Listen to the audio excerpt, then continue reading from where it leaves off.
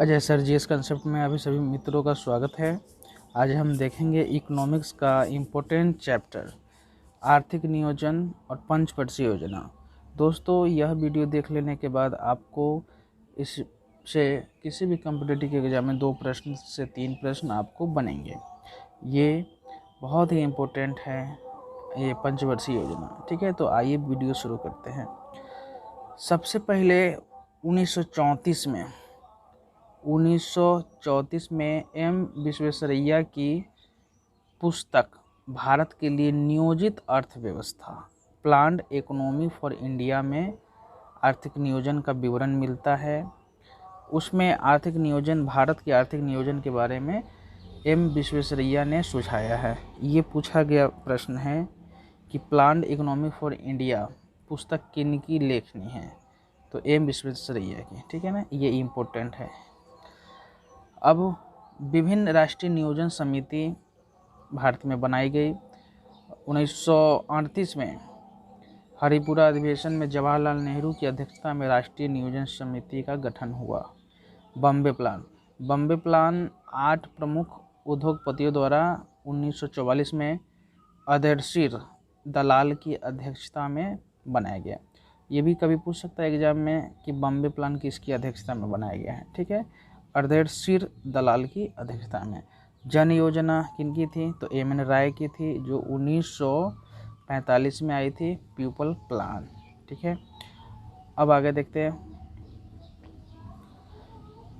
जयप्रकाश नारायण ने सर्वोदय योजना प्रस्तुत किया था, जो 1950 में आया था। इम्पोर्टेंट है। इन सभी आर्थिक योजनाओं को परामर्श करने के लिए, सुझाव करने के लिए योजना आयोग की स्थापना हुई थी। 15 मार्च 1950 को केसी नियोगी के समिति के संस्तुति के आधार पर योजना आयोग की स्थापना हुई थी। केसी नियोगी, क्वेश्चन आएगा योजना आयोग की स्थापना किसके संस्तुति पर हुई थी, तो केसी नियोगी।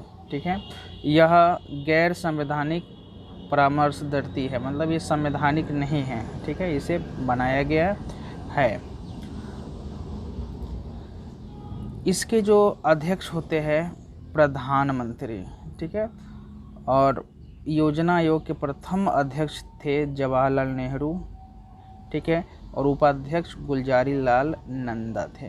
ठीक है ना, स्थापना योजना आयोग की 15 मार्च 1950 को, इसे माइंड में रखें। ठीक है, अब योजना आयोग के स्थान पे अभी वर्तमान में कार्यरत है नीति आयोग। ठीक है, नीति आयोग, उसकी बात करेंगे हम। पहले देखते हैं, राष्ट्रीय विकास परिषद द्वारा इन सभी का प्रारूप तैयार किया जाता है। राष्ट्रीय विकास परिषद, इसके अध्यक्ष भी प्रधानमंत्री होते हैं। इसकी स्थापना जो हुई थी 9 अगस्त 1952 को हुई थी। ठीक है, 9 अब इसके प्रधानमंत्री इसके पदेनाध्यक्ष होते हैं, और केंद्रीय मंत्रिपरिषद के सदस्य सभी राज्यों के मुख्यमंत्री और इसमें होते हैं।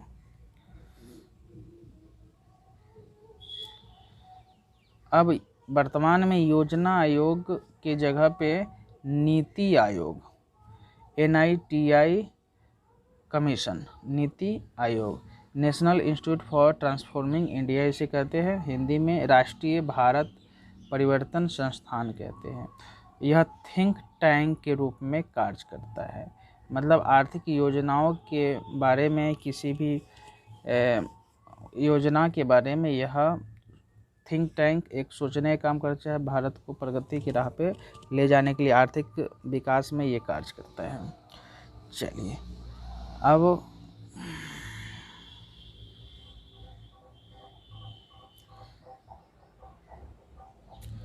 प्रथम पंचवर्षीय योजना में सामुदायिक विकास कार्यक्रम 1952 और राष्ट्रीय प्रसार सेवा 1953। यह बहुत इम्पोर्टेंट है। 1953 जो राष्ट्रीय प्रसार सेवा का शुरुआत हुआ, ये पूछा गया है बीपीएससी में। भाखड़ा नंगल दामोदर घाटी हीराकुंड परियोजना प्रथम पंचवर्षीय योजना का देन है। इसे शॉर्ट में याद करने के लिए भदई, भाखड़ा नंगल, दामोदर और हीराकुंड परियोजना प्रथम पंचवर्षीय योजना की देन है। ठीक है, अब दूसरी पंचवर्षीय योजना 1956 से 61, इसमें औद्योगिकरण पे जोर दिया गया। ठीक है, औद्योगिकरण। इस योजना में राउरकेला उड़ीसा, भिलाई, दुर्गापुर जो पश्चिम बंगाल में है, इस्पात संयंत्र, इंटरेगल कोच फैक्ट्री, चितरंजन लोकोमोटिव्स स्थापित किए गए। ठीक है, 1952।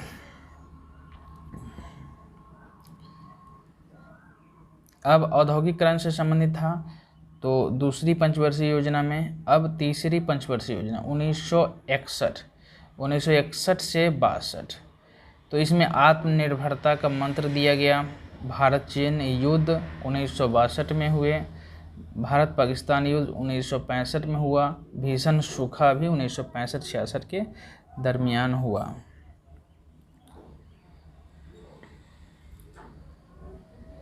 बोकारो इस्पात संयंत्र, देखिए ये एक 1964 में हुआ, तो दूसरा में नहीं, बहुत बच्चे दूसरे पंचवर्षीय योजना में लगा के चले आते हैं। बोकारो इस्पात संयंत्र का तीसरे पंचवर्षीय योजना में ये स्थापना हुई 1964 में।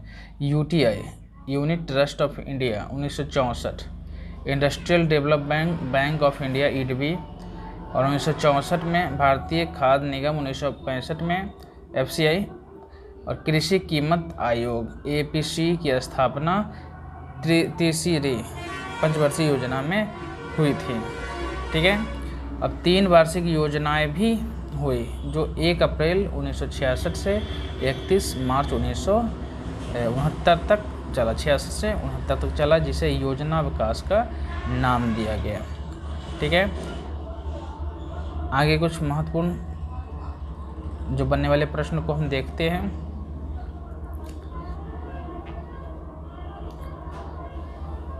वार्षिक योजनाएं, लीड बैंक योजनाएं जो नारीमन समिति की सिफारिश पे हुए। 1966-67 के दौरान हरित क्रांति की शुरुआत हुई। ठीक है,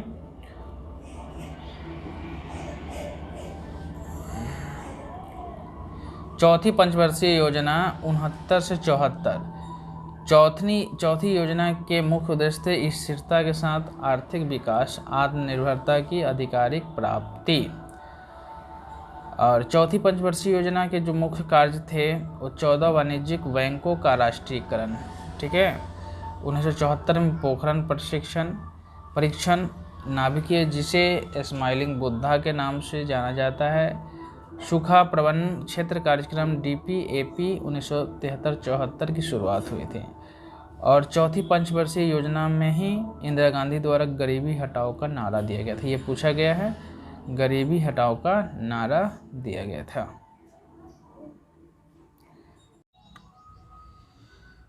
पांचवी योजना में न्यूनतम आवश्यकता कार्यक्रम की शुरुआत की गई थी। न्यूनतम आवश्यकता कार्यक्रम तो किस पांचवी में 1974 में न्यूनतम आवश्यकता कार्यक्रम की शुरुआत की गई थी। क्षेत्रीय ग्रामीण बैंकों की स्थापना 2 अक्टूबर 1975, काम के बदले अनाज कार्यक्रम, अंत्योदय योजना, ये सभी इम्पोर्टेंट है।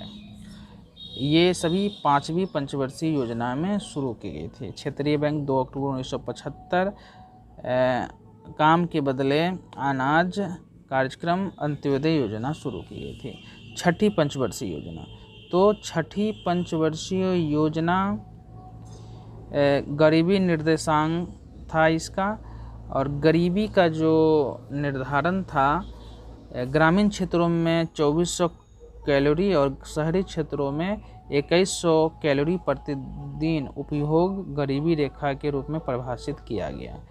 ठीक है, और इस योजना में IRDP राष्ट्रीय ग्रामीण रोजगार योजना कार्यक्रम 1980, ग्रामीण क्षेत्रों में महिलाओं और बच्चों का विकास 1983, ग्रामीण भूमिहीन गारंटी योजना, 6 बैंकों का राष्ट्रीयकरण। अब छठी में 6 बैंकों का राष्ट्रीयकरण किया गया, चौथी में 14 बैंकों का राष्ट्रीयकरण किया गया। ठीक है, ये चौथी 14 और 6 बैंकों का राष्ट्रीयकरण छठी। ठीक है, नाबार्ड 1982, एग्जिम बैंक, एक नाबार्ड की स्थापना, एक और याद रख लीजिएगा, शिवरामन समिति के अध्यक्षता में हुई थी, कि संस्तुति पर हुई थी। एग्जिम बैंक 1982, छठी पंचवर्षीय ट्राइसेम योजना जो 1980-85 अर्थात छठी पंचवर्षीय योजना के अंतर्गत हुई थी।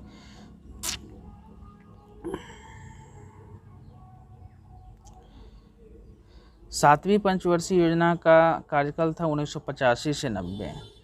ठीक है। स्पीड पोस्ट व्यवस्था 1986, सेबी की स्थापना 1988, कपार्ट की स्थापना 1986, जवाहर रोजगार योजना 1989, नेहरू रोजगार योजना 1989, ये सभी जो है सातवीं पंचवर्षीय योजना में शुरू की गई थी। 2 वार्षिक योजनाएं भी हुई 1990 से 92।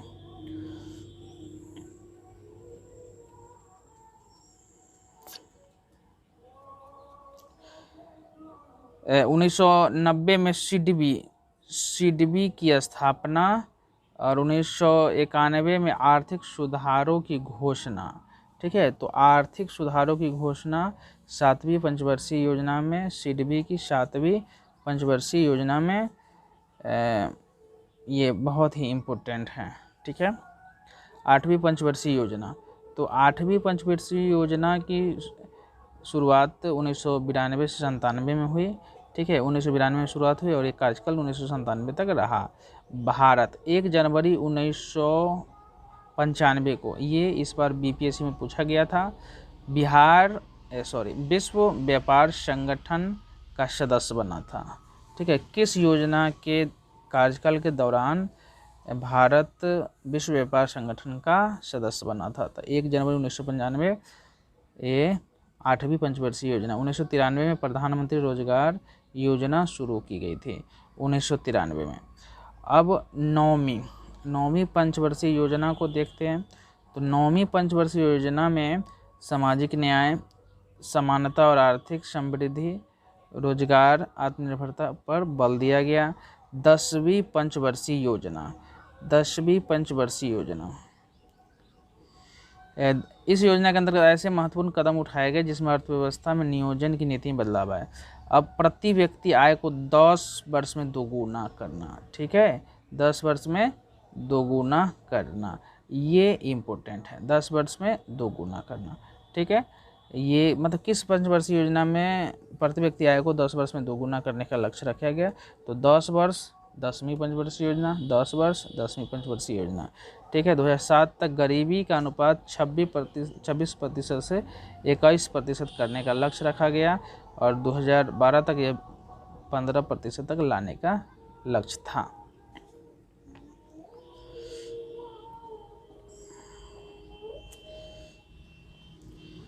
ए, 2003 तक सभी बच्चों को स्कूलों में दाखिले कराने का लक्ष्य रखा गया। साक्षरता दर को 2007 तक 75% तक पहुंचाना था लक्ष्य। ठीक है,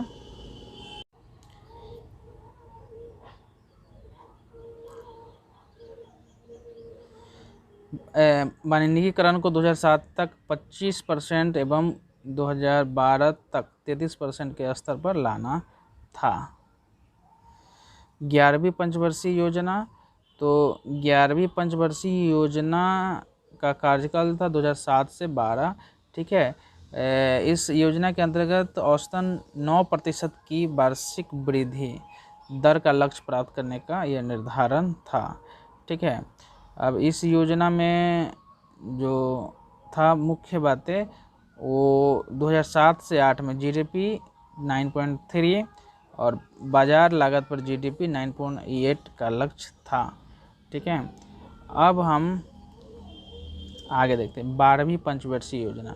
12वीं पंचवर्षीय योजना का जो कार्यकाल था 2012 से 2017 जो पूर्ण नहीं हो पाया था, इसी बीच में 2015 में नीति आयोग आ गया था। ठीक है, 12वीं योजना में सकल घरेलू विकास की समृद्धि दर 8.0 था, निवेश जीडीपी का 38.7% था। ठीक है,